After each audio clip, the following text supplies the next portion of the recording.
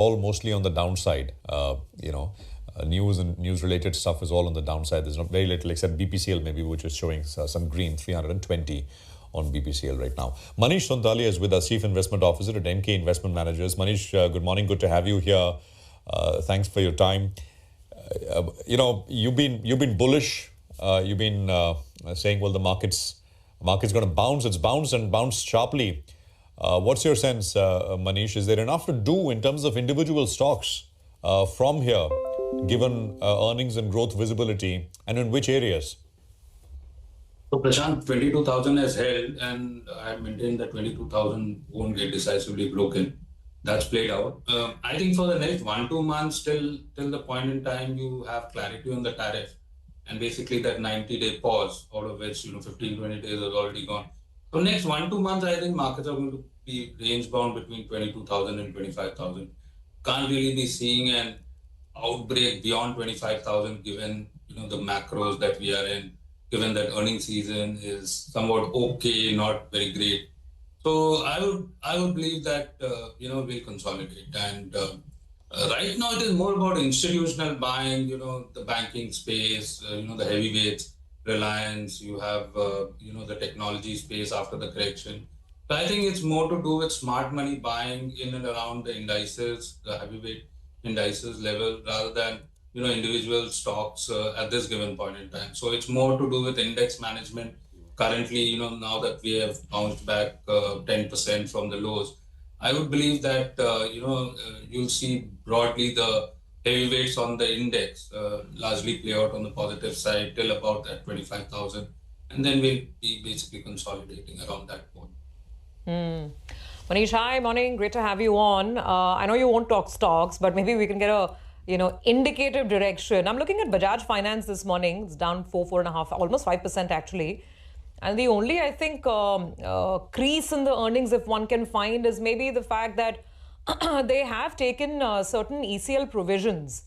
And I think, that's the talk point, whether credit cost indeed is peaking out now or not. 1.85 is what they're guiding for. But in general, I mean, the stock has done so well, right? I mean, look at the way NBFCs have rallied in the last 2 odd months. What would you do with the NBFC space? Would you go here? Would you stick to banks? And how does one look at, and Shriram Finance was the other casualty in this earnings season. So it's been a little odd for these large non-bank lenders. Your thoughts?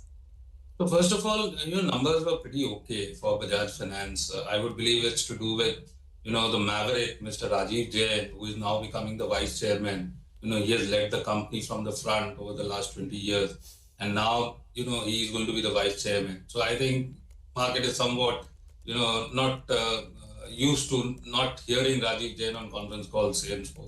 So that's one point. Secondly, credit costs are definitely, something to worry about as far as the Bajaj Finance numbers are concerned. Nothing alarming because they are still guiding for AUM growth of 24-25%. It's to do with valuation. The stock has run up so much. But I think, it's nothing fundamentally wrong with the company. They are guiding pretty good growth.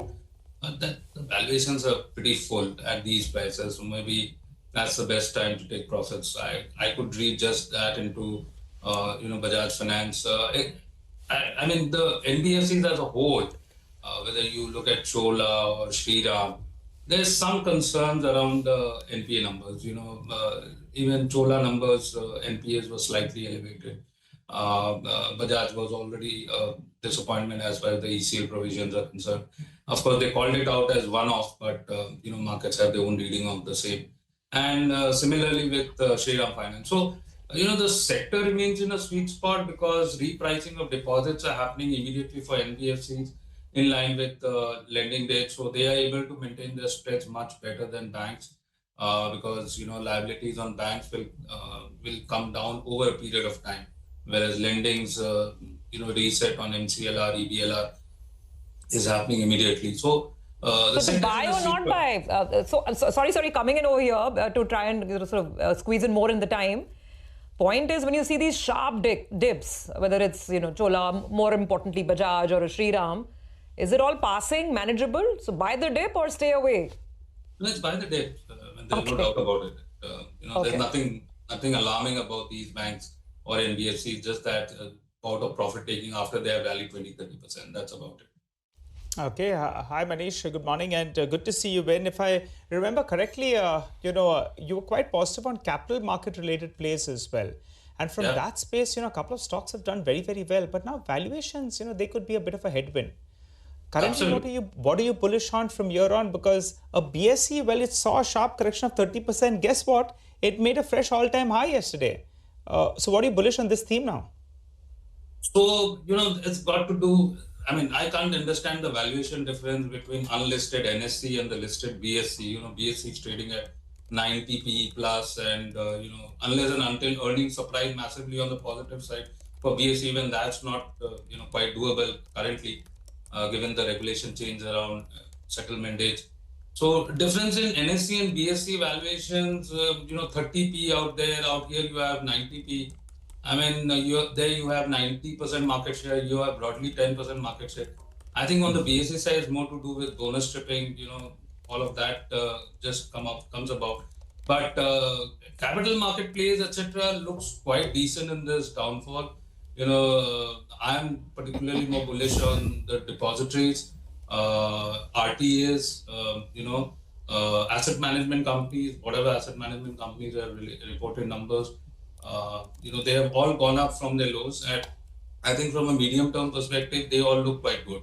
Even the broking platforms, selectively, wealth management platforms, I think they are all investable from a medium-term point of view. You're getting it at lower prices, but just keep in mind the valuations, exorbitant valuations, 50, 60 P won't hold. But anything like 25, 30, 35 P, these platform companies are likely to create wealth in the medium. Okay, all right. I think if I remember correctly, you're also positive on health insurance. Yeah. That theme has not yet played out, I think so. Tell us more. So Star Health reported numbers yesterday. Underwriting profits were disappointing. Investment gains were pretty okay. I think it's a work in progress. The fact is that you are getting at 15, 17 PE multiples, and increase in premium rates around the corner. So claims ratio for some of these leading health insurance plays are best in the industry, 65 to 69 odd percent. And plus you're looking at increase in premium rates. That would mean that you are looking at implied growth rates of around 25 to 30%, and you're getting it on multiples of 15 to 18 times, which is basically less than 1 PEG. I think a good investable idea, without too much of risk. Sure. All right, interesting call out there, because the IPO was at around 900 rupees. The stock has come down to under 400 rupees. But you believe post the correction and given the tailwind that it has, you believe valuations now are more palatable. So that's in Star Health. Okay, got it, Manish. We're really, relishing it this morning. You're giving such wonderful perspective on these big movers, which are of all, earnings driven. So I'm going to take my chance with one last one with you.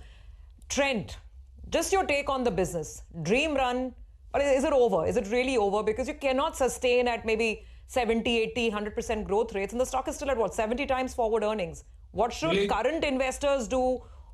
Same question, buy the dip or just stay away? Trailing 12 months is 100 P. So I think it's it's got to do with valuations. There's nothing wrong with Trent, great company, but 15% margins, this time around they have reported 16% margins. Whether that's going to sustain, that's the big call. But execution holds and valuation holds. If the valuations come down to less than 3 times price earnings growth, it could be an investable idea, but currently, valuations are concerned. Which would be where? 3 times PEG for Trent would translate into what sort of CMP, roughly? 100 P. So it's grown at 35% on the top line. So multiplied by 3 times, you get 100 P multiple. Okay. Zomato, Manish, any thoughts? Zomato, Swiggy? I think, whatever narrative is coming around in social media regarding, problems at Zomato, still, I think they would be the last man standing, given everything. A lot of positives as far as operational leverage is going to play out for them. And yes, opening of dark stores and discounting by competition would take some sheen off the Blinkit SOTPs. But even then, there is some margin of safety from where we are in Zomato. So I'm not negative on Zomato at all. In fact, it's one of our portfolio holding stocks. And the simple understanding is that this is basically irreversible. The quick commerce and food ordering that has become a habit. India wants everything in 10 minutes. That's become a habit. It's not reversible. That's one.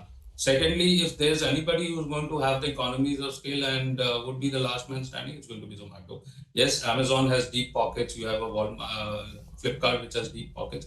But to get the unit economics right, you'll have to burn a lot of cash. And I mean, it's an evolving situation, but currently it looks like that, Zomato is in the best form and shape as far as the growth and the valuations are concerned.